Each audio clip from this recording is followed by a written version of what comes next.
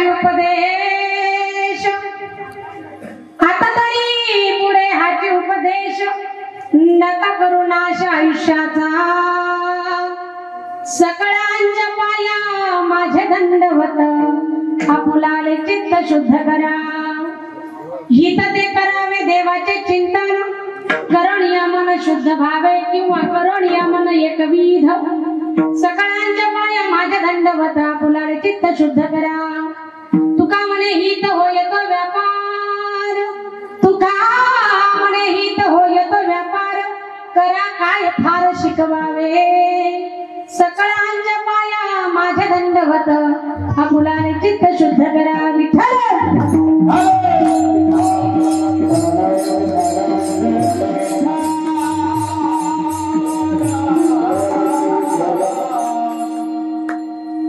आता तरी पुढे हाची उपदेश नका करुणाच्या आयुष्याचा सकळांच्या पाया माझे दंडवत आपुलाने चित्त शुद्ध करा महायोग पिठे तटे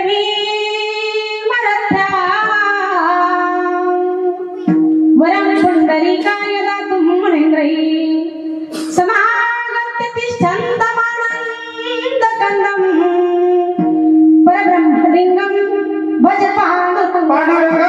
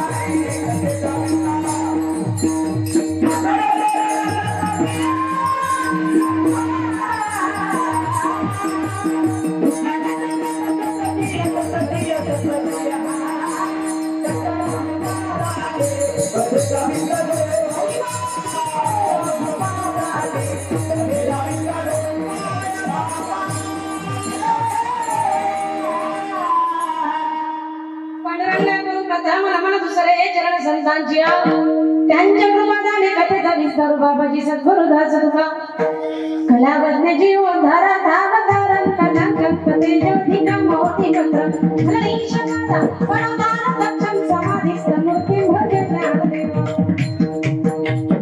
साखरे नाम विश्रुतम येषांचरण सानिध्या जीवा मुक्ता भवन्ति साखरे वंश विख्यातं ज्ञानदान परायणं विनायकं गुरुवन्दे भवबन्ध विमुक्ते ज्ञान प्रताप विलसत वचन अमृतंच अद्वैत भाव पटुता हित बुद्धी रहस्य ज्ञानेश्वर भगवान अवतीर्णे हो श्री रंगनाथ गुरुराज नमस्तुभ्यं विठ्ठल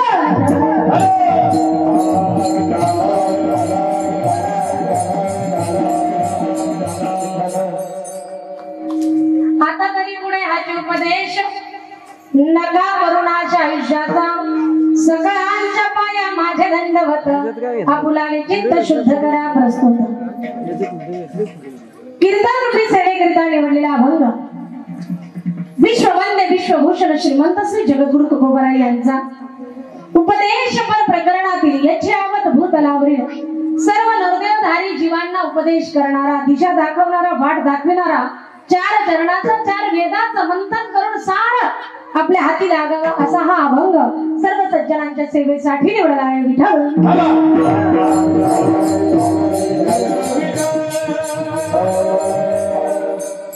जगद्गुरु तुकोबारायांची या दिव्य आणि अलौकिक वाणीला स्पर्श करण्यापूर्वी परिहार देणं वारकरी संप्रदायाचा दंडक असल्या कारणानं किम निमित्त आपण सर्वजण या ठिकाणी एकत्र आलेलो आहोत कारण जरी सर्वांना ज्ञात असलं तरी बघता या नात्यानं सांगणं माझं कर्तव्य प्रतिवर्षाप्रमाणे याही वर्षी अखंड हरिनाम सप्ताह संपन्न होणारा श्री ज्ञानेश्वरी संगीतमय भागवत कथा तथा ग्रंथराज ज्ञानेश्वरी पारायण वाडी बुद्रुक तालुका भोकरदन जिल्हा जालना या क्षेत्रामध्ये गणपती बाप्पांच्या प्रांगणामध्ये दरबारामध्ये पावन गणरायांच्या पावन गणपती बाप्पांचा 10वा प्रगट दिन सोहळा या ठिकाणी जो संपन्न होतोय आणि त्याचं औचित्य साधून या हरिनाम सप्ताहातील 4थ्या दिवसाचं कीर्तन पुष्प गणरायांच्या चरणी समर्पित समर्पित करण्यासाठी, संत तथा भगवंताच्या आणि सज्जनांच्या सेवेमध्ये समर्पित करण्यासाठी तुम्हा समस्त ग्रामस्थांच्या वतीनं, गावकरी सप्ताह कमिटीच्या वतीनं, पंचक्रोशीतील भाविकांच्या वतीनं ज्यांनी निमंत्रणाचा कॉल केला आणि यजमान पद स्वीकारलं असे असणारे आदरणीय हरिभक्तपरायण विष्णू दादा सुरासे आणि त्यांच्या सोबत आणखी सेवा साथ देणारे आदरणीय हरिभक्तपरायण भाऊसाहेब दादा ठाले ग्रामपंचायत सदस्य, या दोघांनाही तुम्हा गावकऱ्यांना, सप्ताह कमिटीला, गुणवान गायक वादक मंडळी, सिस्टम धारक, आपल्या सर्वांच्या हृदयात विराजमान असणाऱ्या सच्चिदानंदमय चैतन्य घन परमात्म्याला वंदन करत तुकोबरायांच्या वाणीला स्पर्श करण्याचा प्रयत्न करूया. विठ्ठल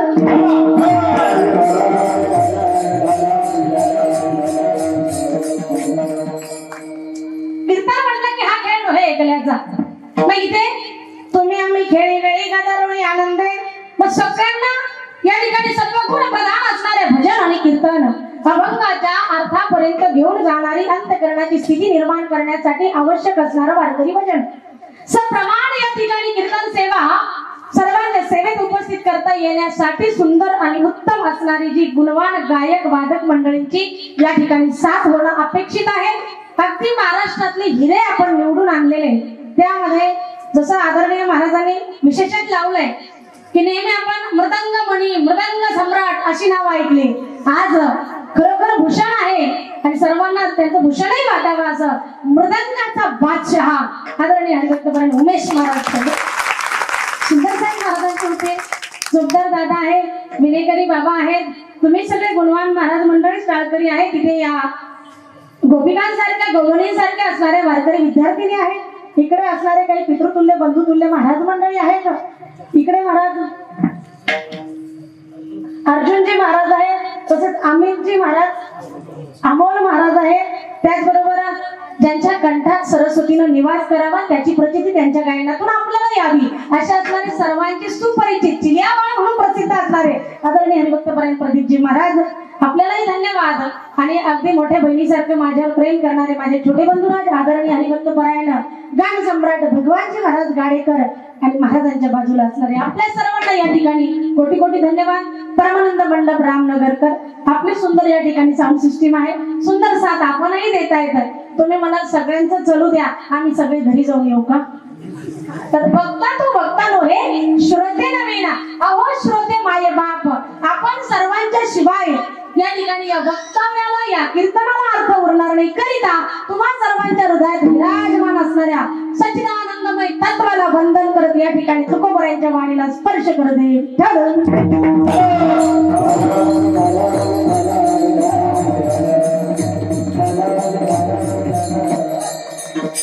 अभंग जगद्गुरु तुकोबरायांचा आहे आणि दरबार गणपती बाप्पाचा आहे, बरोबर. गणपती बाप्पा म्हटलं की सगळ्यांचं लाडकं दैवत. आलेच की दिवस जवळ, आता अनंत चतुर्दशी आलीच की जवळ. आणि एक हिंदू धर्मातल्या जीवाच्या किंवा हिंदू धर्मातल्या त्या माणसाच्या अंगात वारं शिरल्यासारखं होतं. नुसते ते आवाज, तो ताल, तो ध्वनी कानावर पडला. पार्वतीचे बाळा, पार्वतीच्या बाळा, तुझ्या पायात बाळा, पुष्पहारांच्या घातल्यात माळा, कशाचा आवाज, कशाचा आवाज, कशाचा आवाज, गणपती माझा आला, कशाचा आवाज, गणपती माझा आला.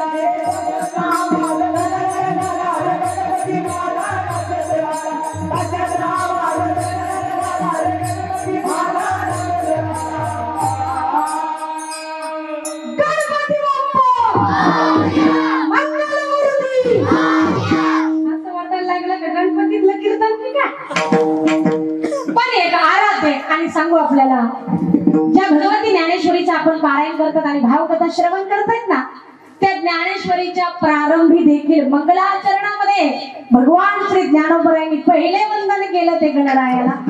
प्रत्येक ग्रंथाच्या प्रारंभी गणरायाला वंदन केलेलं आहे. पण गणरायाचा परिचय काही विशेष आहे बरं का. ज्ञानेश्वरीतले गणेशजी तर कळाले ना, कामच झालंय, जीवन सफल झालंय. ज्ञानेश्वरीचे गणेश कोण? ओम नमोजी आद्या वेद प्रतिपाद्या, जय जय स्वसंवेद्या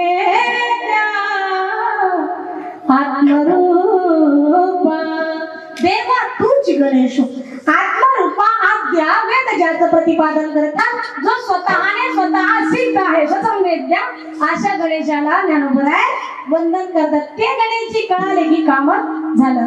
मग सहज तो परमार्थ नाही तो प्रपंच परमार्थ असावा ही अनुभूती येईल. परंतु त्याच्यासाठी ज्ञानोबराय कळणं अपेक्षित आहे. त्याच्यासाठी तुकोबरायांची वाणी कळणं अपेक्षित आहे. आणि ती वाणी कळण्याची पात्रता येण्याकरिता गणरायांची आपल्यावर कृपा व्हावी याकरिता गडूळ मलिन झालेला अंतकरण शुद्ध झालं पाहिजे. आणि त्या शुद्धीसाठी गणरायांचा किंवा भगवंताच्या नामाचा जप सांगितला. ओम गणपतये नमः सिद्धिविनायक नमो नमः अष्टविनायक नमो नमः गणपती बाप्पा मोरया.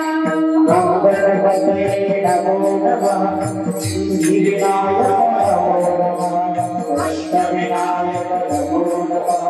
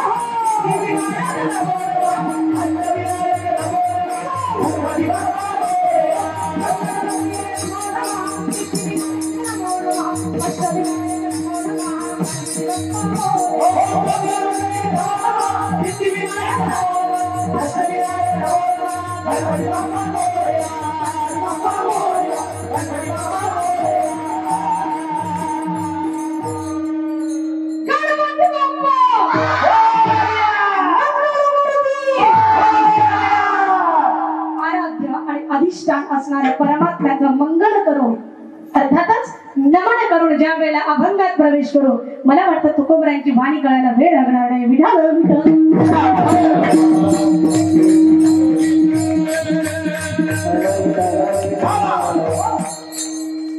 अतिशय अलौकिक अद्भुत आणि ब्रह्मबोधाकडे घेऊन जाणारी नेत्र उघडायला लावणारी वाणी तुकोबरायांची आहे. जगद्गुरु तुकोबरायांच्या वाणीला स्पर्श करणं तसं मोठं जिकिरीचं काम आहे, फार धाडसाचं काम आहे. तरी देखील या ठिकाणी माझ्यासारख्या पामराने सामान्य एखाद्या गृहिणीनं लेकरा बाळात राहून सुद्धा जर तुकोबरायांच्या वेद वाणीला स्पर्श करण्याची हिंमत करावी ती कोणाच्या जीवावर?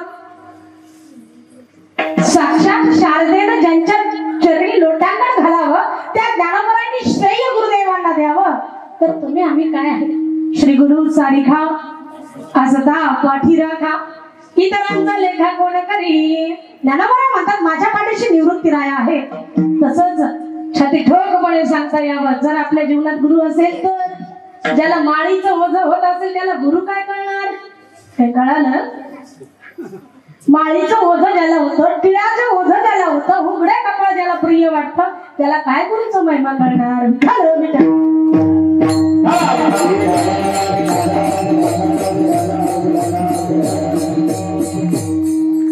पण आज तुकोबरायांनी सगळ्यांसाठी उपदेश केला. तुकोबरायांनी विचार केला जे दशा वृत्तीचे असतील खटनट यावे शुद्ध होऊन या जावे कोणी या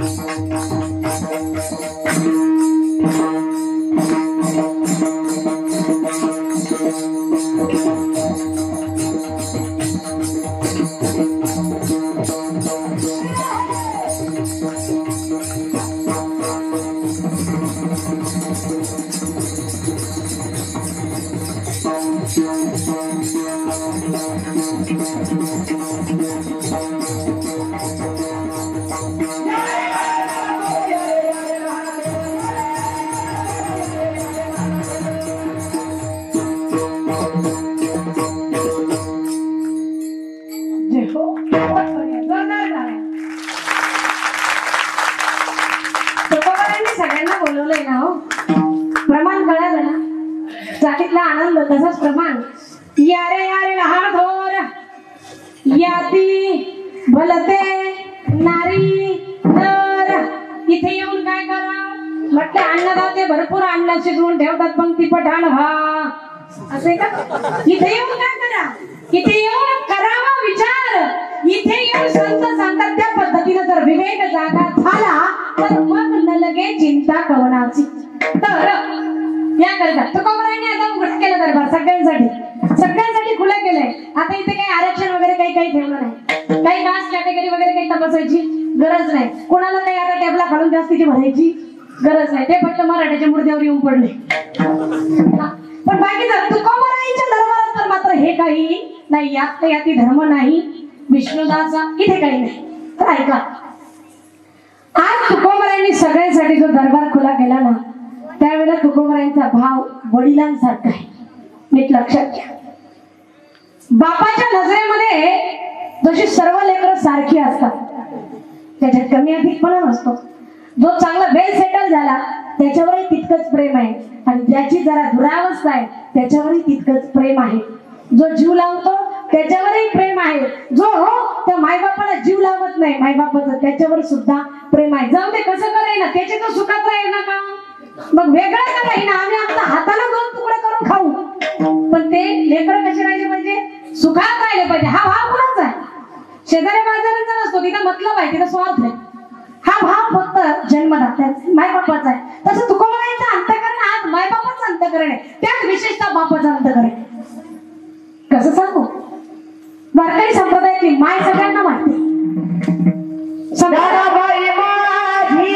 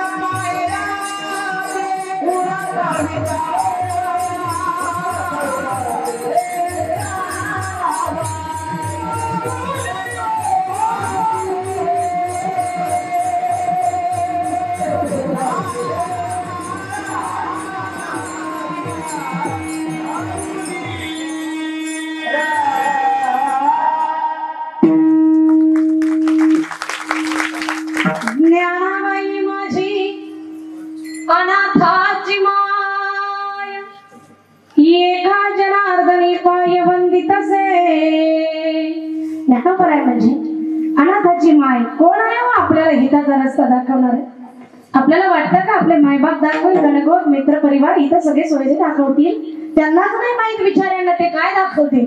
पण हिताची वाट दाखवणारे खरे ज्ञानोबराय माय आहे. तर वारकरी संप्रदायाची माय ज्ञानोबराय आहे. तर वारकरी संप्रदायातलं बाप व्यक्तिमत्व म्हणजे जगद्गुरु तुकोबराय आहे. तुकोबराय म्हणजे आम्हा वारकऱ्यांचे बाप. तुकोबराय म्हणजे याची आवत भूतलावरील प्रत्येक जीवाच्या कल्याणासाठी अहोरात्र विचार करणारं ते बाप व्यक्तिमत्व. नाही कळत या जीवाला आपलं हित कशात आहे, त्यावेळेला पोट तिडकीनं टाहो फोडून आपल्याला जागवण्याचं काम जर कोणी केलं असेल तर ते तुकोबरायांसारख्या संतांनी केलंय. विठ्ठल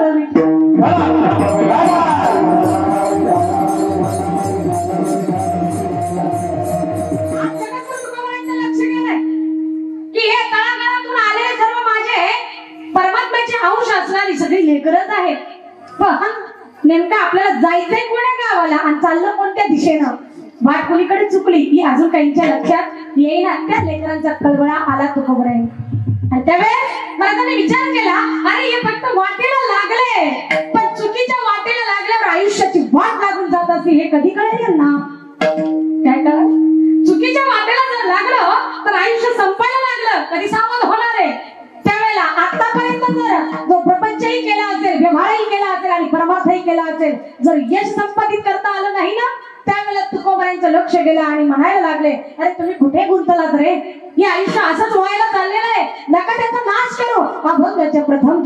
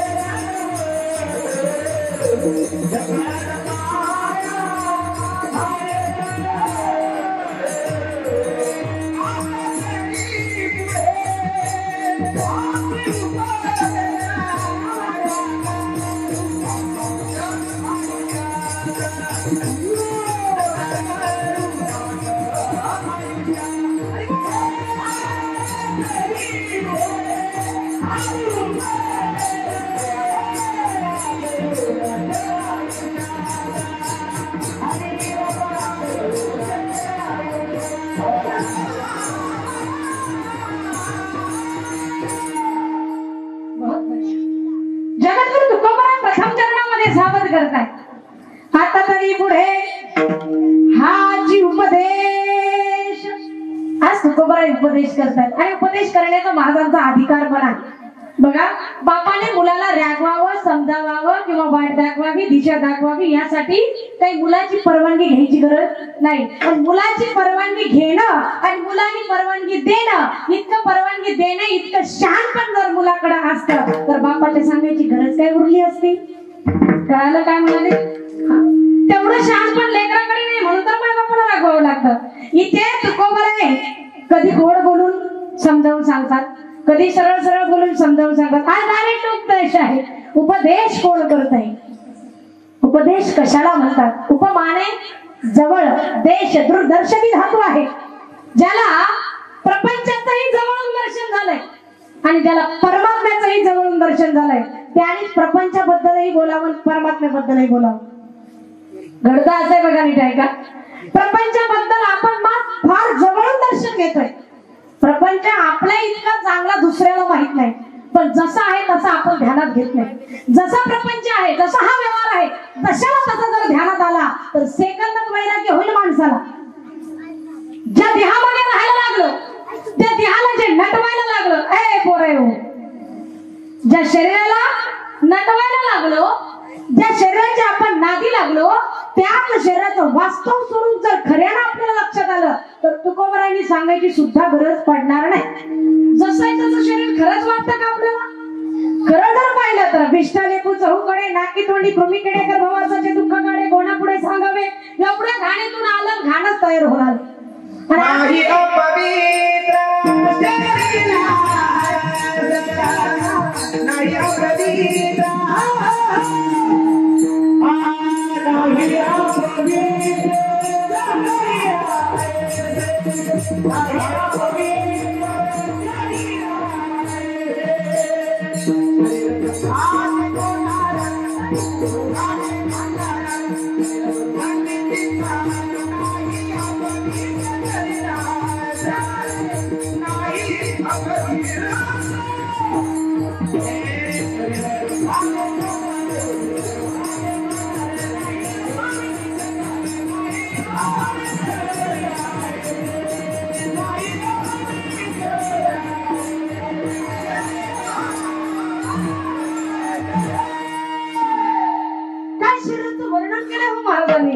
शरीर दुःखाचे कोठार, शरीर रोगाचे भांडार. जसं सांगितलंय बरं का, हे खरं आपल्यालाच कळायला पाहिजे होतं. हे आपल्यालाच कळायला पाहिजे होतं, यासाठी संतांनी बोलायची गरज नव्हती. पण प्रपंच सुद्धा जसा अनुभवायला येतो तसं आपलं लक्ष नाहीये, म्हणून संत सांगतायत पहाकडे खरोखर कोणाचं शरीर रोगाचं भांडार आहे? म्हटले फक्त गोरगरिबाचं. असं आहे का? नाही. श्रीमंताला रोग होत नाही का? आधी त्यालाच होते. कशामुळं? त्याचं कारण आहे की गरीबाकडे कुठं आलं फ्रीज, त्याच्याकडे काय पैसे का? त्याची किती वाण आहे, शेतकऱ्याची त्याच्याहून जास्त वाण आहे. म्हणजे फजिती, किती फजिती आहे. इकडं सांगितलं जातं ते लाल्या रोग काहीतरी म्हणते नाही का, त्याचे जर पैसे यायचे म्हटले तर त्या लाल्या रोगाचं पैसे सुद्धा खाणार आहे शासन आहे. या गरीबापर्यंत येऊ देत नाही. मेहनतीनं का उत्पन्न काढलेलं ते पीक त्यालाही भाव देत नाही. म्हणजे सगळीकडून कुचंब नाही की नाही, यांनी कधी फ्रीज घ्यावं. मग फ्रीज कोणाकडं? पैशावाल्याकडं. मग महिन्याचा हप्त्याचा भाजीपाला आणून ठेवणार त्या फ्रीज मध्ये, कोंबून ठेवणार. विटॅमिन रहित असलेले सगळे पदार्थ फ्रीज मध्ये तुम्ही वस्तू ठेवून पहा. सोपं गणित सांगू का? चला बाई म्हणून बाईंना सांगते. गजरे आणतात ना कधी, जाऊ दे गजरे नसेल आले तर आपल्या दारात झाडे मोगऱ्याची फुलं आहे, ते फुलं तोडून फ्रीज मध्ये ठेवा. खरंय का खोटं तपासून पाहता. कोणाही महाराजचं काही ऐकत जाऊ नये. हा, बी ट्रायल अँड बी प्रॅक्टिकली स्वतः अनुभव घेत चालत जा. ते मोगऱ्याची फुलं तोडून आणून फ्रीज मध्ये ठेवा आणि दुसऱ्या दिवशी उघडून पहा. पुन्हा झाडावरचं एक मोगऱ्याचं फुलं आणा, तुमच्या हातातले ते मुठभर उंचभर मोगऱ्याची फुलं पहा. सुगंध कशाचा येतो? गेला फ्रीज मध्ये ठेवले सुगंध, ते फक्त टवटवीत राहिले पण सुगंध नाही. तसेच तुम्ही किती भाज्या ठेवता, मग विटॅमिन रहित असणारा चौथा श्रीमंताच्या घरी चालल्यानं रोग तिथं जे हरी घालतात. कळालं? रोग तिथे येतात, ते गरीबाकडे जायला रिकाम आहे का? फार क्वचित एखाद्याला फारच दुर्लक्ष केलं तर. म्हणून कोणाचं शरीर रोगाचं भांडार आहे आता ठरवू शकत नाही तुम्ही प्रत्येकाचं. आता याच्यासाठी काही तुकाराम महाराजांचा गाथा उघडून पाहिजे गरज नाही. शरीर रोगाचे भांडार, शरीर दुःखाचे कोठार. बरं का, एक रोग आहे का एक दुःख व्हायला? नानाविध प्रकारचे. कोणता कधी डोकं वरती काढील काही, सांगता येत नाही. दुःखाचे कोठार, दुर्गंधीची धार. आमचे गुरु महाराज अत्यंत सुंदर वर्णन करतात या बाबतीत बरं का. महाराज सांगायचे, अरे दादा हो श्री हरी. गुरुवारी नेहमी सांगायचे की तुम्ही ज्या देहाला मकडायला लागले ना, हा पाटलाचा आहे, देशमुखाचा आहे, ब्राह्मणाचा आहे, उच्च कुळातला आहे, उच्च वर्णातला आहे, अमुक धमुक XYZ, जे काही स्वतःला फार जागीरदार समजतो ना देहाकडून, त्या देहाचा चांगला विचार कर. फक्त आत असलेल्या माणसाच्या गोळ्याला चमड्याची केलेली पॅकिंग आहे. आपल्या हातात फक्त 2 वस्तू दिल्या नाही, द्यायची गरज असली असती जर चमड्याची पॅकिंग नसती तर. त्या 2 वस्तू कोणत्या आहे? एक तर काठी, दुसरी झाडू. काठी कशासाठी? मासाचे गोळे जर उघडे दिसले असते तर कुत्रे लचके तोडायला धावले असते. कारण मासावर हाडकावर लक्ष कुणाचं असतं? वाडीत कोणाचं आहे? हाडकावर लक्ष कोणाचं? बोला की पाटील. हाडकावर आमच्या संभाजीनगरला तर कुत्र्याचं असतं बाबा. तुमच्याकडे कसं आहे? हाडकावर लक्ष कोणाचं? कोणाचं रे? कुत्र्याचंच ना. मग ज्याचं लक्ष हाडकावर ते कोण? ज्याचं लक्ष हाडकावर ते कुत्रे. आता तुम्ही कीर्तनाला आलेले, तुम्हाला थोडी कोणी काही म्हणू शकतं? विषारी कोणाचे काही बोलायचे? आपला कुत्र्यांचा विषय झाला नाही का. जर ती चमडी पॅकिंग केली नसती, वरतून कोटिंग केली नसती, तर कुत्र्यांनी लचके तोडले असते तर त्यांना हाणण्यासाठी काठी द्यावं लागली असते हातात. आणि पुन्हा माशा भोगल्या असत्या ना, चौकडून माशा बसल्या असत्या ना. मग त्या माशा हाणायला पुन्हा फडा झाडून जवळ लागलं नसतं की नाही. मग या दोन्ही गोष्टीची गरज का नाही पडली? तर बाहेरून त्याला कोटिंग केली. हा मेरुदंड आणि हाडं हे आत असलेली जी अस्थी म्हणजे खांब आहे, त्याच्याभोवती हा मांसांचा नाड्यांचा लगदा आहे. आणि त्या लगद्याला या चमडीला कोटिंग केली. आणि पहिले पोरगी पाहायला गेल्यावर कोटिंग पाहायला लागले, संस्कार पाहत नाही, तिथे सगळ्यात व्हायला लागला. लक्षात घ्या. पाहायचं का? संस्कार, विचार, अंतःकरण शुद्धी, चरित्र शुद्धी या गोष्टी आपण पाहिल्या पाहिजे. पण ते सेकंडरी ठेवल्या. पण प्रायोरिटी कशाला आहे? दिसायला कशी. ती मोफतच नाही, तू कुठंच बसत नाही मापात तरी चाललंय. लक्षात घ्या. बा तुकोबराय वस्तुस्थितीचं दर्शन करून देतात ना. काय आपल्या देहाचा जर विचार केला तर रोगाचे भांडार, दुःखाचे कोठार, दुर्गंधीची थार म्हणजे दुर्गंधीची थप्पी आहे. थप्पी, थार म्हणजे थप्पी. धान्याच्या कशा थप्प्या लावतात तुम्ही गोण्यांच्या, तशी ही घाणीची थप्पी आहे. आणि ती घाणच नटवायला जातात पार्लर मध्ये. खरं जर पाहिलं तर शरीर महत्वाचं की प्राण महत्वाचे? श्वास महत्वाचे का शरीर महत्वाचं? पाठीमागचे गेले काय? दिसणारं शरीर महत्वाचं तर त्यात न दिसणारा श्वास महत्वाचा? बोला रे दादांना. श्वास महत्वाचा आहे. खरे कुठे? मग सगळ्यांना मान्य नाही. मग न दिसणारा श्वास हा दिसणाऱ्या शरीरापेक्षा महत्वाचा आहे. तर आपलं लक्ष न दिसणाऱ्या महत्वाच्या श्वासाकडे पाहिजे का दिसणाऱ्या शरीराकडे पाहिजे? खरे ना काय? साऱ्यांचं चित्त शरीरावरच. त्या प्राणाकडे लक्ष आहे, प्राणायामाकडे लक्ष आहे, तर ध्यानाकडे लक्ष आहे की प्राण कसा आपण जितेंद्रिय जितश्वास झालं पाहिजे असं काही विचार करतो म्हणा? नाही. कसं आपल्याला मस्त तरीबात झणझणीत खाता येईल आणि पिंड कसा पोचवता येईल या विचारामध्ये घडून गेलेल्या जीवाची कीव यायला लागली माझ्या संतांना. म्हणून संतांना आता तरी पुढे हात उपदेश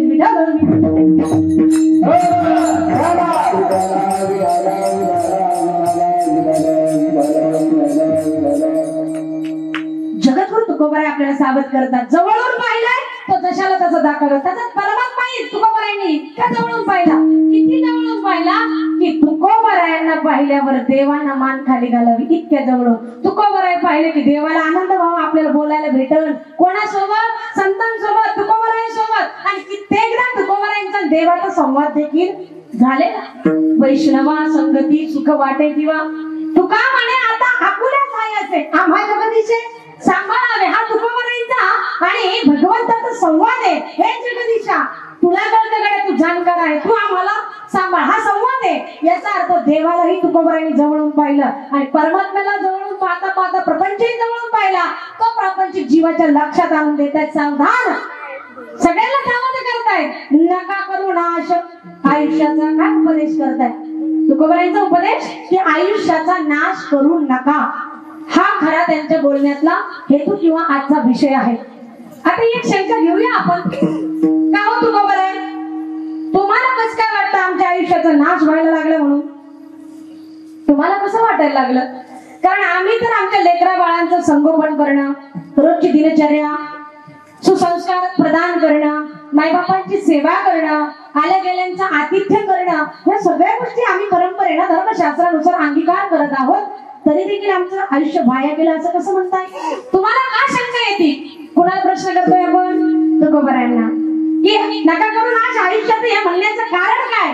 त्यावेळेला जगद्गुरु तुकोबाराय म्हणतात, जे तुम्ही जगलात आतापर्यंत, कुणाचं 10 वर्ष असेल, कुणाचं 25 वर्ष असेल, कुणाचं 50 वर्ष असेल, कुणाची 60 पार झाली असेल, कुणाची 75 पार झाली असेल, कुणी शतकवीर होत असेल, आयुष्यभर का हे सगळं जरी असलं तरी तुम्ही खरंच जगलात का? जिंकलात का? ज्याच्यासाठी हे जगणं होतं ते साध्य झालं का? जर नसेल तर मग हे जगणं निरर्थक झालं, नाहीतर हे आयुष्य वाया गेलं म्हणावं लागेल. कसं? एक वेळचा प्रसंग आहे रामायणामध्ये. चला, त्रेतायुगामध्ये मर्यादा पुरुषोत्तम प्रभू रामचंद्रजींचं जीवन चरित्र आपल्या सगळ्यांना माहित आहे. आणि त्यांचा परिचय, प्रभू रामचंद्रजींचा परिचय म्हणजे एक पत्नी, एक वचनी आणि मुख्य काय, एक बाणी. हा परिचय आहे प्रभू रामचंद्रजींचा. एका सीते वाचून पुन्हा परस्त्रीचा कधीच विचार केला नाही. परामिया नारी माऊली समान रामांनी शिकवलं, छत्रपतींनी शिकवलंय. बस दोघांचा जरी विचार आम्ही आमच्या आचारामध्ये आणला तरी कल्याण झालं. मग एक पत्नी, एक वाणी, दिलेलं वचन पुन्हा बदललं नाही. रघुकुल रीत सदा चली आई, प्राण जाई पर वचन न जाई, हे हृदय त्यांनी सांभाळलं. आणि तिसरं आहे एक वाणी. ज्या वेळेला युद्ध सुरू झालंय, कुणाचं? रावण आणि प्रभू रामचंद्रजींचं.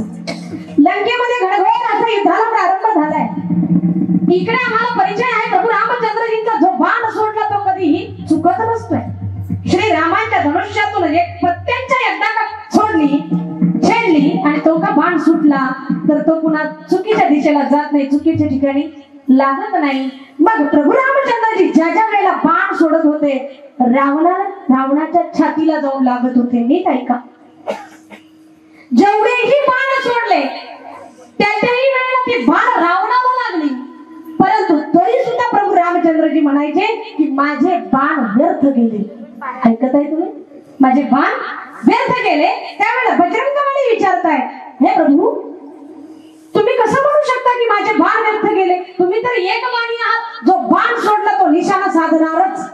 अचूक निशाणा साधणं ही त्यांची कला आहे किंवा पारंगत आहे किंवा प्रसिद्ध आहे किंवा त्यांचा परिचय आहे ते प्रभू रामचंद्रजी. आणि तुम्ही तुमचे बाण वाया गेले असं कसं म्हणतात? त्यावेळेला प्रभू रामचंद्रजी उत्तर देतात. नीट ऐका, श्रीरामजी म्हणतात, हनुमंता बाण तर सोडले रे राजा, बाण असे तुम्हाला दिसतात तसे वायाला गेलेले नाही. तुम्हाला दिसतात एक एक बाण सोडला तो रावणाला लागतोय. संध्याकाळ होईपर्यंत रावणाला बाण लागतायत, परंतु पुन्हा सकाळी रावण हा हा हा हा करत पुन्हा युद्धासाठी तयार होतो. याचं कारण काय? की सोडलेले बाण वाया गेले. हे मी का म्हणतो तर हा बाण मी रावण वधासाठी सोडला होता. बाण रावणाला लागतोय परंतु रावणाचा वध होत नाही. लक्षात येते बोलणं? रावणाच्या वधासाठी सोडलेल्या बाणाने जरी रावणाला लागला परंतु रावणाचा जर वध नाही झाला तर राम म्हणतात स्वतः की तो बाण व्यर्थ गेला. तसं मनुष्य जेव्हा मिळाला होता, तुम्ही सांगतात त्या पद्धतीने आम्ही रोज तुळशीला पाणी घालतो, आम्ही घरामध्ये देवपूजाही करतो, आम्ही आरती करतो, आम्ही ज्ञानोबा तुकोबा सोडून दिले, प्रदीप मिश्राचं ऐकून आम्ही घंटा घरातल्या महादेवाला उपाशी ठेवून तिथं महादेवाला पाणी घालायला जातो. इतकं सगळं करतो, पण ज्याच्यासाठी करायचं होतं ते हाती नाही लागलं तर मग आयुष्य काय झालं?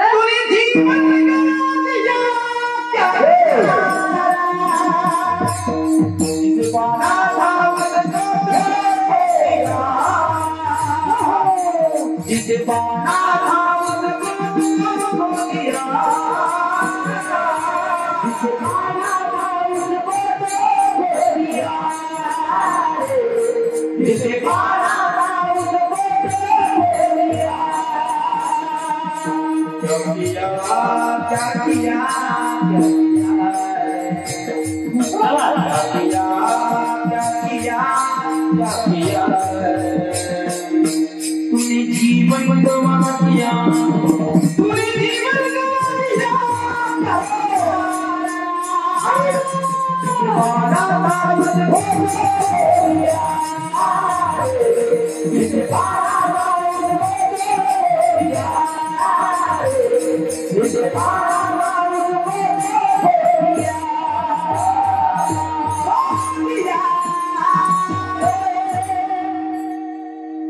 जमला असता या बाबाचा कंठ बी चोरून नेला असता.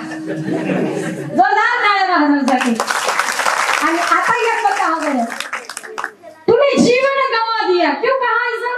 जिसे पाना था उसको तो खो दिया, क्या किया? म्हणून नका करू नाश आयुष्याचा. अरे आयुष्य चाललंय, तुम्हाला दिसतंय आम्ही जगायला लागलो. आम्ही झोपडीत राहत होतो, आज बंगला झालाय. गुंठावर जमीन होती, आज 100 एकर जमीन झाली. आम्हाला वाटायला लागलं की गल्लीतलं कोणी विचारत नव्हतं, आज आम्ही गावच्या आमदाराच्या पुढे गेलो. असं जरी वाटत असलं तरी नका करू नाश. हा, हे लक्षात घ्या. तुकोबारायांना काय म्हणायचंय की जे मिळवण्यासाठी मनुष्य विहरीला होता, प्रमुख काम झालंय का आधी ते तपासा. पण नसेल झालं तर मग इथून पुढे तरी, आता तरी पुढे. आता आता हा शब्द काय सांगतोय? याच्या मागचं जे झालं असेल, मागे झाले पाहू नका, पुढे जामीन आहे तुका. पाठीमाग काय झालं ते नका पाहत बसू. म्हटलं काय करत आहे, आज कीर्तन ऐकलं ना, असं वाटायला लागलं आजच मला घालून घेऊ. पुन्हा त्या दुकानाकडे पाहू नये. मित्रांना आजच सांगून जा, भाऊ झाली ना काल गटारी. आता काय तू इकडे चुकून सुद्धा येऊ नको असं वाटायला लागलं. पण जर का आज माळ घातली आणि सकाळी पुन्हा भाऊकी भेटली तर वा रे वा, करून करून दमला आणि देवपूजेला लय हुशार लोक तुम्ही असं म्हणतील तर त्याला धीर देत आहेत. तुकोबाराय म्हणतात अरे जाऊ दे ना, मागे काय झालं असेल ते रात गई भात गई विसरून जाते. कालचं काय झालं असेल ते मागे झाले पाहू नका, मागचं सांगूच नको. तू पुढे जामीन आहे तुका, मी आहे ना. तुला काय करायचं, तू फक्त माळ घाल, मुखामध्ये नाम घे, हातामध्ये ग्रंथ घे, संगतीला संत घे, जीवनाचं कल्याण निश्चित आहे.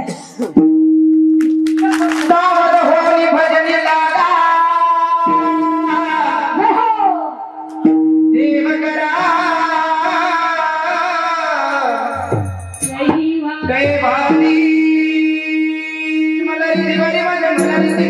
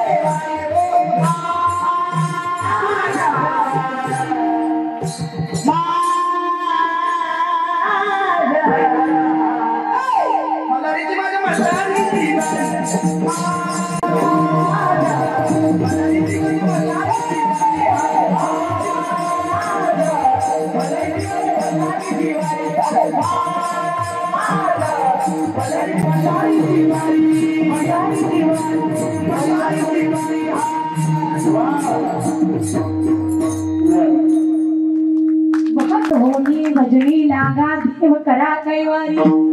इतकं जरी ध्यानात राहिलं ना, बस पाठीमागचं विसरून जा. आजपासून निर्धार करा की आम्हाला तुकोबारायांचं व्हायचंय गड्या, नाहीतर आयुष्य वाया जाईल. आणि आज नाही लक्षात घेतलं तर हे जरी नाही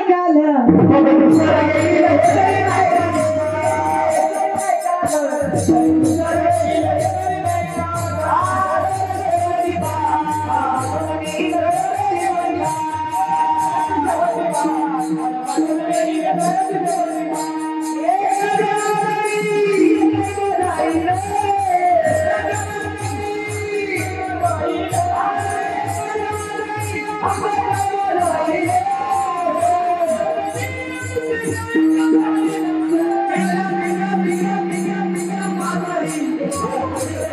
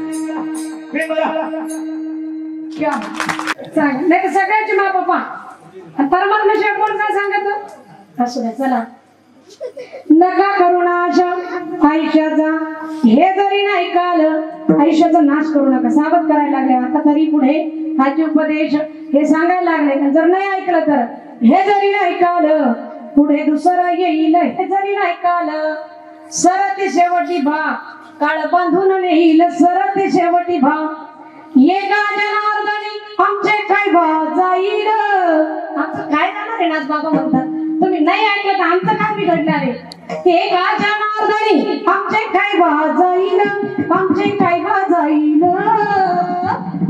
पिंगळा पिंगळा पिंगळा पिंगळा पिंगळा महाद्वारी बोली बोलत दे पिंगळा महाद्वारी पिंगळा महाद्वारी बोली बोलत दे पिंगळा महाद्वारी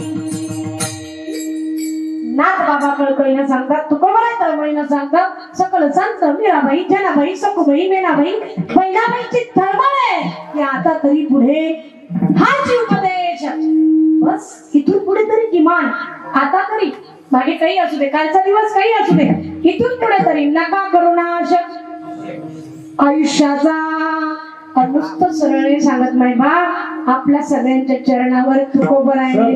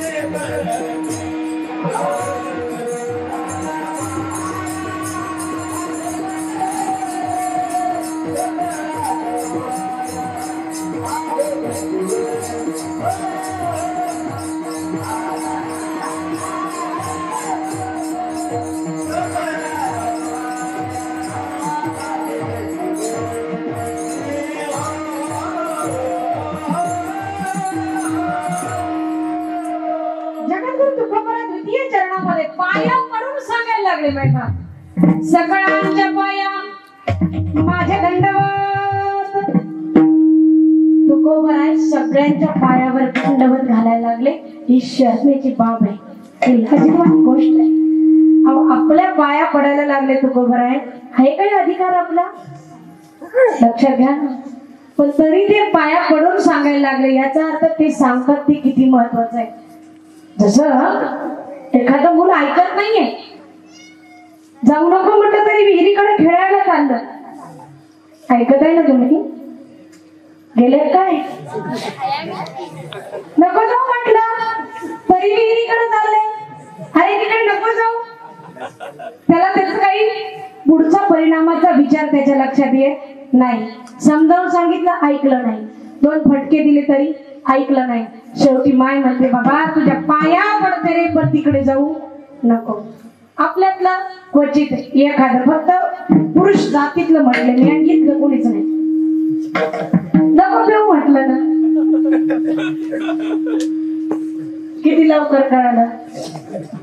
आता पाणी का दूध का काही तर विषय वाजूनच राहिला, चाय कॉफी काही लगेच कळालं. कसं लगेच इशाऱ्याने समजते. बघा किती विद्वान श्रोते करत. अहो भाग हमारे असे श्रोते लाभणं आपलं भाग्य. नको रे देऊ, चांगलं नाहीये. आयुष्य बर्बाद होतं, स्वतःच शरीर खराब होतं, मन खराब होतं. लोक गावात कोणी विचारित नाही, काही नाही. शेजारी पाजारी सोडून दे, घरात किंमत राहत नाही. स्वतःची बायको विचारत नाही, पोटच्या लेकरांना काही किंमत राहत नाही. नको रे देऊ. ऐकत होतं भाऊ? तुम्ही नाही म्हणा ना, तर माघारी ना नाही ऐकत. मग एवढं करून काही काही मी असे पाहिले, तिचे मोठे भाऊ आहे ना, पिणाऱ्या लहान्या भावाला मारताना पाहिलं, बुटाला हाणताना. काय काय आपला खानदान आहे, काय गावात आपलं नाव आहे, आणि तू कुठं मातीमोल करायला निघाला. ज्या भावाला ज्या बापाला वाईट वाटलं त्याने बुटाला हाणलं पिणाराला, मदिरापान करणाराला. खरं तर हे सांगायची वेळ येऊ नये ना हो, की मदिरापान करू नये, मद्यपान करू नये. हे सांगायची काय वेळ यावं आपल्याला? बरं आपण चांगल्या सुशिक्षित भागामध्ये राहतो, आदिवासी पण नाहीये. ठीक आहे, तिकडे जर एखाद्या आदिवासी नक्षलवादी अशा भागामध्ये राहिलो, फार आयरणात राहिलो एखाद्या ठिकाणी, काहीच आपला शहराशी संपर्क नाही, असं काही नाहीये. खिशात प्रत्येकाच्या 10-20 हजाराचा मोबाईल आहे. म्हणजे तुम्ही चांगल्या आहात परिस्थितीने, मग बुद्धी का अशी भ्रमित होते? तेवढंच का सुधरत नाही, का लक्षात येत नाही? हे सांगायची वेळच नाही यायला पाहिजे. दारू गांजा मत पियालो अक्कल हो जाती है, अपनी कमर का दाम खर्च के मुंह में मक्खियां आती है. हे सांगायची काय गरज पडावं? पण बुटाला आणलं तरी नाही ऐकत. शेवटी तो बाप म्हणतो, तुझ्या पाया पडतो बाबा, आता पण पिऊ. असं म्हणायला लागले. हो तो खबर आहे, असंच म्हणतायत. सगळ्यांच्या पाया नका हो, आयुष्याचा नाश करू नका. नुसते कलेत राहू नका, छंदात राहू नका, पैशात स्तुतीमध्ये गुंतू नका, निंदेनं फार भ्रमित होऊन जाऊ नका, दुःखी होऊन जाऊ नका. उठा इथून आणि विचार करा, विवेकाला लागा. लागोनिया पाया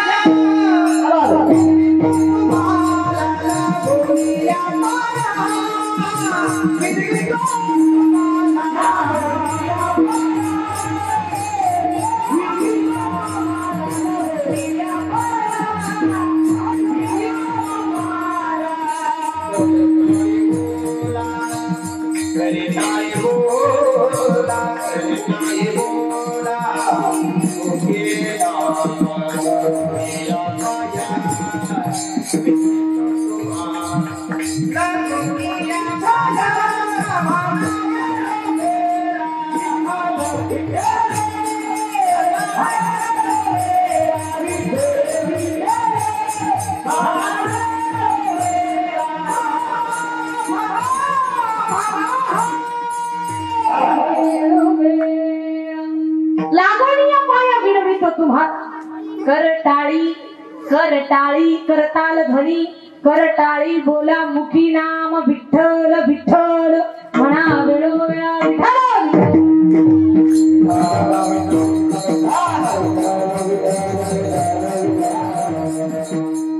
मला हे सांगायचंय की एवढा उच्च अधिकार आहे तुकोबरायांचा की तुकोबरायला पाहिल्यावर देवानं मान खाली घालावी, एवढा तुकोबरायांचा अधिकार आहे. तर ते तुकोबराय म्हणतात लागोनिया पाया किंवा सकळांच्या पाया माझे दंडवत. याचा अर्थ आपली किती चुकी होती शोधा. जसं त्याच्या पुढे वैतागून बाप बोलतो, तसं आपल्या सगळ्यांच्या पुढे वैतागून आपला बाप तुकोबराय विनंती करायला लागले. नका करू नाश आयुष्याचा. अरे काय केलं पाहिजे तर चित्त शुद्ध करा, सकळांच्या पाया माझे दंडवत. आपुला आले चित्त शुद्ध करा. लोक दुसऱ्याचं सांगण्यात लई जज आहे, न्यायाधीश आहे. त्याला हे कळत नाही, त्याला ते कळत नाही. तिला काय वागण्याची अक्कल आहे का? तुझ्या मसली नवरे गेले तरी सुधरण असं म्हटलं जातं आपल्या वाडीतले सोडून. एखाद्या बाईची 55-60 जरी पास झाली ना तरी वय वर्ष किती झालं? 60. अय मावशी वय किती झालेलं असं? 60 वर्षाचं. ती 60 वर्षाची म्हातारी माहेरी जावी आणि तिची म्हातारी माहेरी जिवंत असावी, तरी सुद्धा या 60 वर्षाच्या बाईचा माहेरात एवढा दरारा. सगळे मागे पुढे ते भाऊ भाऊजाई तर सोडाच, भाची सुद्धा हे सगळेजण मागे पुढे आत्या आल्या एवढा भाग. आणि या आत्याला जेव्हा स्वतःच्या घरी सून येते ना, आत्याबाई ऐका बर का बाई, जेव्हा स्वतःच्या घरी सून येते, ही आत्याबाई 60 वर्षाची झाली तरी हिला माहेर गोड लागत. अजून हिचा माहेरात करायला पाहिजे. हिचं वय वर्ष 60 झालं तरी सुद्धा हिची माहेरात चालती पाहिजे. पण हिच्या सुनानं माहेरच्यांचं ऐकलंच नाही पाहिजे. तिची सून माहेराकडे गेलीच नाही पाहिजे. ती म्हणते ते शिकित आहेत म्हणून ती अशी वागती. सून किती वर्षाची? 20-22 वर्षाची. ही किती वर्षाची? 60 वर्षाच्या बाईनं 20-22 वर्षाच्या पोरीकडून 60 वर्षाच्या बाईसारखं वागण्याची अपेक्षा करणं चुकीचं का बरोबर? मावशी हो, तुमची लेख म्हणून सांग चुकीच आहे. तुमची हिंमत नाही खरं बोलायची, मला माहिती. याच्यासाठी आपल्याला फक्त एक विचार करायचा, माझी लेख आली तर माझी बाई आली, आणि सून आली तर मग तिला काय कुठलं तर सुटलं उधळलं ती माहेराला, दुसरं जाईल कुठं? असं नाही. थोडासा पारड समान ठेवता, थोडा वृत्तीत बदल करायचा, फार काही नाही. मी काही दुश्मन नाही. माझी सासू आधीच गेली 2013 मध्ये, त्याच्यामुळे मी काही कोणी आज काही बोट मोडून काढू लागले असं बी काही नाही. येडामुडा सासरा अजून सांभाळते मी म्हणून कोणाची भिशात नाही म्हणायची का कीर्तनकार लोक माय बापाला सांभाळत नाही. सासरे आहेत आणि मनोरुग्ण आहेत, ज्यांनी माझ्या लेकरांना नातवंडला आजोबाचं प्रेम भेटायला पाहिजे. ते नातवंड आजोबाला सांभाळतात असा माझा परिवार आहे. आजही तुम्हाला वाटतं सांभाळायचे संस्कार दिसतील. म्हणून तो बऱ्याचदा परिचय होतो ना, संभाजीनगरची लवंगी मिरची वगैरे जे म्हणतात ना गिराईक, म्हणजे याचं कारण हेच आहे की बोलायला चान्स कोणाला राहत नाही. त्याच्यासाठी अगोदर स्वतः तसं वागावं लागत. मला काय सांगायचं याच्यामध्ये की अधिकार काय आहे, संतांचा अधिकार काय, तुकोबरायांचा अधिकार काय, आणि ते पाया पडतात कशासाठी? आपुल आले चित्त शुद्ध करा. मग आपल्याला थोडस बदल करायचं कडे चित्तात, फार काही नाही. आपण फार सुजाण जीव आहोत. अरे आपलं इतकं बुद्धिमान प्राणी जगाच्या पाठीवर नाहीये. 83,99,999 जीवापेक्षा या मनुष्य देहातल्या जीवाकडे विशेष बुद्धी आहे. आणि कहे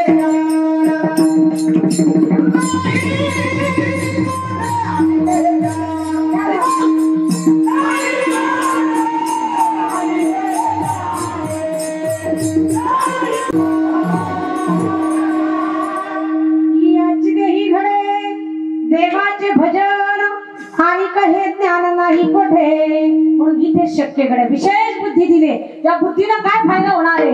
बुद्धी निश्चय आत्मज्ञान ब्रह्मरूप भावी आपणा आपण ब्रह्मनिष्ठा राखे पूर्ण तत्परायण हरणीशी. बुद्धी निश्चय आत्मज्ञान या बुद्धीनं अरे आत्मज्ञान म्हणजे काय साधी गोष्ट वाटते की काय? एवढं सोपं आहे आत्मज्ञान, सगळ्यांना भेटल. परंतु का घेता येईना? की दुर्मिळ असणारा मनुष्य आपल्याला भेटला म्हणजे मेंढराच्या गळ्यात हिरा धाडला असं झालं. मेंढराच्या गळ्यात हिरा बांधल्यासारखी गत झाली. अरे साक्षात ब्रह्मस्वरूपापर्यंत घेऊन जाण्याचा अधिकार या नरदेहातल्या जीवाला दिलाय. ईश्वर सृष्टीमध्ये प्राप्त झाल्यावर दुर्मिळ दुर्लभ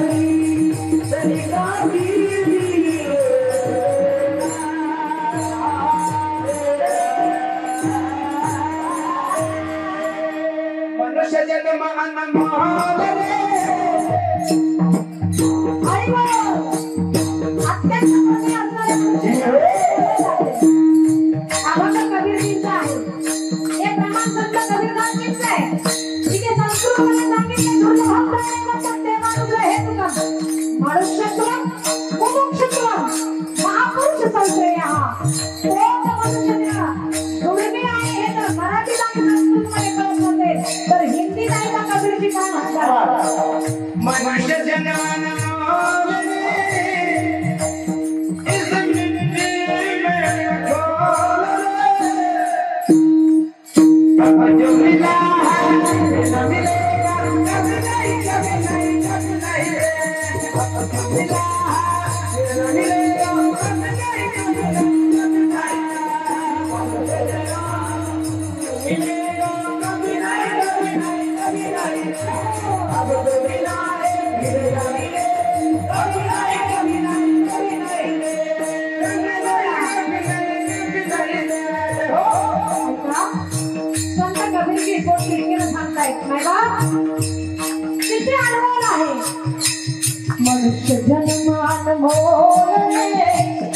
हरी कोणाच्या पुण्य उरायला आलंय आमचं आणि मग दुर्मिळ मनुष्य बहाल केला आहे. पण आमच्याकडून काय चुकी व्हायला लागली? कबीरजींना कीव आली. ते म्हणाले की नका करून आज आयुष्याचा तेच कबीरजी म्हणतात.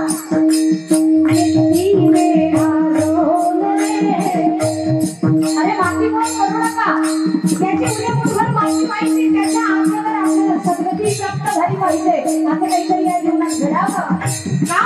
त्याचे कारण आहे एखादा म्हणून पुढचं पुढे पाहू या जीवनात खाऊन घेऊन आयुष्य करून घेऊ त्याला सांगायला लागले महाराज.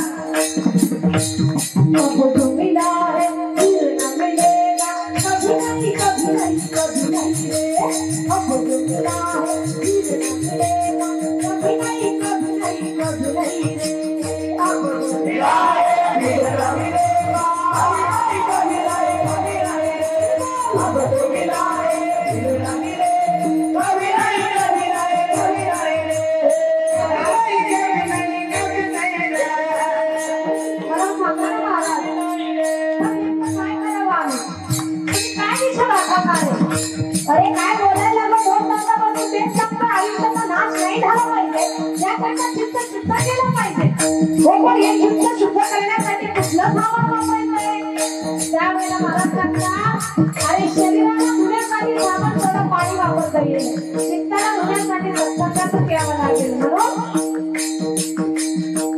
कीर्तन में आया कर, गीत प्रभु के गाया कर, शाम सवेरे बैठ के बंदे ज्ञान प्रभु का लगाया, ज्ञान प्रभु का लगाया, ज्ञान प्रभु का लगाया, आया कर, गीत प्रभु के गाया कर, शाम सवेरे बैठ के बंदे ज्ञान प्रभु का लगाया, ज्ञान प्रभु का लगाया, ज्ञान प्रभु का लगाया, संतान रे कुछ नहीं काम बोल रे,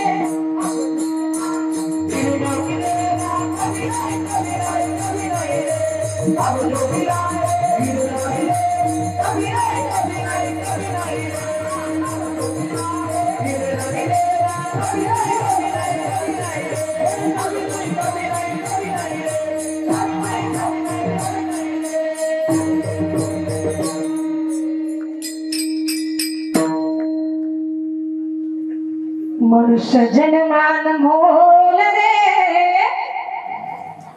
मिट्टी में न रोल रे, अब जो मिला है फिर न मिलेगा, कभी नहीं कभी नहीं कभी नहीं रे. और एकीकडे कबीरजी विनंती करतात, एकीकडे तुकोबराय विनंती करतात की पायाकडून सांगतोय आपण आले चित्त शुद्ध करा.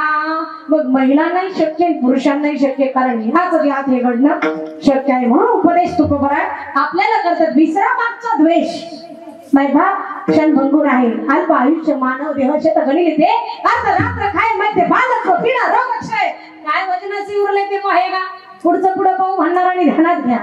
नाही, कोणती घडी कशी येईल काही सांगता येत नाही. नाही देहाचा भरवसा, क्षणभंगूर नाही भरवसा. अरे इतकं जर क्षणिक आहे, अशाश्वत जीवन, नॉन गॅरंटेड जीवन जर आपल्या पदरात पडले तर किती दिवस मलिन अंतःकरण घेऊन जगायचं बरं? त्याच्यासाठी आपुलाने चित्त शुद्ध करा. कशाने?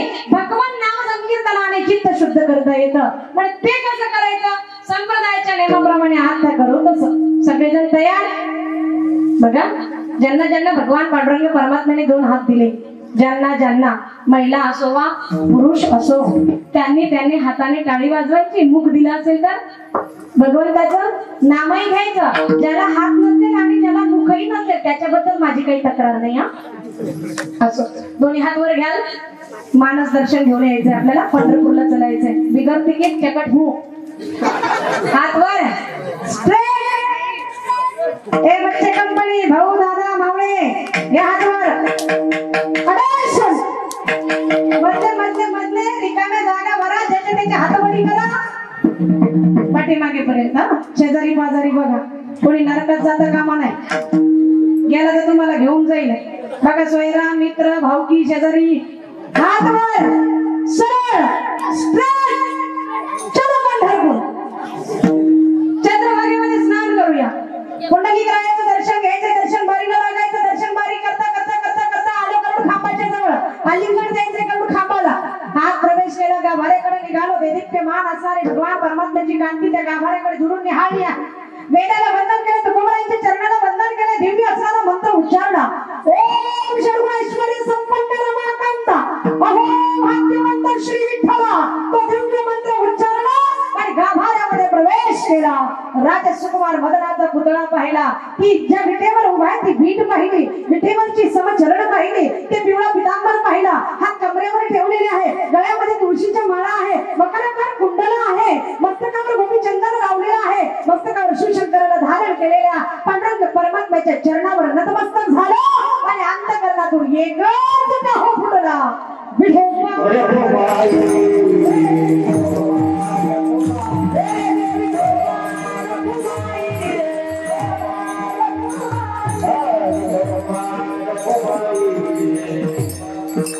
जय जय देवी विठोबा.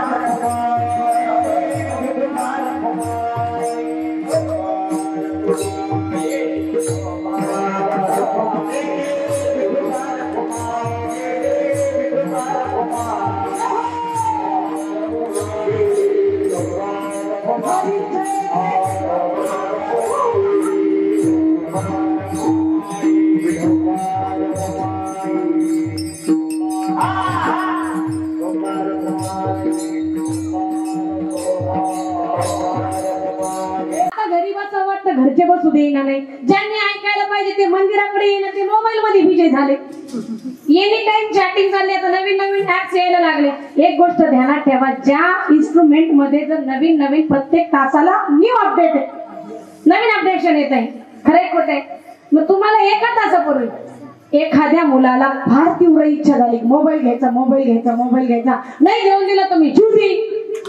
महिला वाटतं, बापाला वाटतं बाबा जीव देण्यापेक्षा पोराला मोबाईल घेऊन दिलेलं बरं. ते कर्ज काढीत, ज्याच्या दारात कधी जाऊ नये त्याच्या दारात पैसे मागायला जावं लागतं. कोणासाठी? पोराच्या हट्टासाठी. ऐका नीट एक मिनिट, पोराच्या हट्टासाठी. त्या पोराकडे मला त्याला विचारायचंय, काय राजा तुला ज्या मोबाईलची अपेक्षा आहे, फक्त तू 30 दिवस थांब. किती दिवस थांब? 30 दिवस थांबायचं. आणि ज्या मोबाईलच्या तीव्र इच्छेसाठी तू ते खरेदी करण्यासाठी घेण्यासाठी तळमळ करत होता, 30 दिवसांनी मग पुन्हा अभ्यास कर. खरंच आपल्याला त्या वस्तूची इतकी गरज आहे का जीव देणे इतकी? आणि तुम्ही ज्या पोरासाठी इतके पळापळ करतात, याची टोपी त्याच्या डोक्यात, त्याची टोपी त्याच्या डोक्यात, ते धमक्या देत नाही तर जीवच देऊ द्या ना. असं तरी काय दिवे लावायचंय? ते खोट्या धमक्या देणार कशाला पाहिजे आपल्या पायतानाजवळ? काय काम होतं ते? त्याला इतकं कळत नाही की अरे होता आलं तर श्रावण माळ झालं पाहिजे, जमलं तर जिजाऊचे स्वप्न पूर्ण करणारा छत्रपती तरी होता आलं पाहिजे, नाहीतर छत्रपतीचा मनोज जरांगे पाटलासारखा मावळा तरी होता आलं पाहिजे, नाहीतर काय करणार? इतकं जर जमलं तर जीवन सफल आहे गड्यांना. तेवढं तरी झालं पाहिजे. काहीतरी झालं तरी नाही तर ती पोरगी नाही भेटली तर मी जीव देईन. मग काय कामाचं असं आहे पृथ्वीला भान? उगा तेवढ्यासाठी पोरीचं चाललं. अरे तुम्हाला कळलंच नाही आपण किती श्रीमंत जातीत, कुळात, धर्मात आणि देशात जन्माला आलो, जिथे संतांची संपत्ती आपल्याला बहाल झालेली मिळालेली आहे. करावा तुका म्हणे हित होय तो व्यापार करा, काय फार शिकवावे. ज्याच्यात हित होतं तो व्यापार करा, हे काय फार शिकवावे? हे काय शिकवायची गरज आहे का? आता गड्या पुढं गेलं म्हणून पुन्हा चाल म्हणा, हे काही म्हणायची काही गरज आहे का? आटप तर घ्या हे सांगायची काही गरज आहे का? आता हे सगळं लक्षात येतं ना. ज्याच्यात फायदा आहे ते पीक पाणी घेतात, ज्या धंद्यात चांगलं उत्पन्न आहे तो बिझनेस वाढवतात. तसं इकडे फायदा आहे परमार्थामध्ये चित्त शुद्ध करून भगवंताचं नाम संकीर्तन करत आपलं हित साधावं. हा तुकोबरायांचा उपदेश माझ्या अल्पबुद्धीप्रमाणे आपल्या सर्वांच्या समक्ष मांडण्याचा प्रयत्न केला. यामध्ये जे योग्य आहे ते माझ्या गुरुदेवांचं आहे आणि जे अयोग्य असेल ते माझ्या बुद्धीचे दोष आहे. माझ्या पदरात सोडून द्या. योग्य आहे ते मात्र स्वतः सोबत घेऊन जीवनामध्ये त्याचा अंगीकार करा. आपलं हित निश्चित होईल. हे निर्वाद सत्य आहे. बोलण्याच्या ओघात अनावधानाने एखादा चुकीचा शब्द गेला असेल ना तरी बालक बोबडा बोले, जी वाकडा विचुका पावली ते चोच करुणी माऊली विजय जेवी. या न्यायाप्रमाणे आपण क्षमा कराल अशी अपेक्षा व्यक्त करते. वास्तविक कीर्तनाला येणारच नव्हती, म्हणजे तारीखच घेत नव्हती. गुरुपौर्णिमेपासून जी साधना सुरू झाली, ठरवलं होतं की आपल्याला आता या 4 महिन्यामध्ये कीर्तन सेवा नाही उत्तम उत्तम उत्तम उत्तम किती साधना करता येईल, आपल्याच ग्रस्ताश्रमामध्ये उज्ज्वल असणाऱ्या परमात्मा स्वरूपाची किती अनुसंधान साधता येईल याकरता स्थिर होत असताना ठाणे भाऊंनी आणि विष्णुदादा सुरासे यांनी अति आग्रह केला. गावकरी मंडळी त्यावेळी बसलेली असताना जो म्हणजे सगळ्यांच्या सोबत बोलणं करून देऊन जेव्हा सेवा ठरवली, नाईलाजानं होकार द्यावा लागला. कदाचित या प्रेमाला बळी पडत इथपर्यंत येता आलं. मात्र तुमच्या सर्वांच्या दर्शनाचा हा योग जुळून आला. इतके सुंदर गुणवान गायक वादक मंडळी नुसती पत्रिका पाहिली की घरीच खुश झाले. चला बाकी काही हो, एक दिवस सत्संगामध्ये असा आपला जाणार आहे. तुम्हा सर्वांना कोटी कोटी धन्यवाद.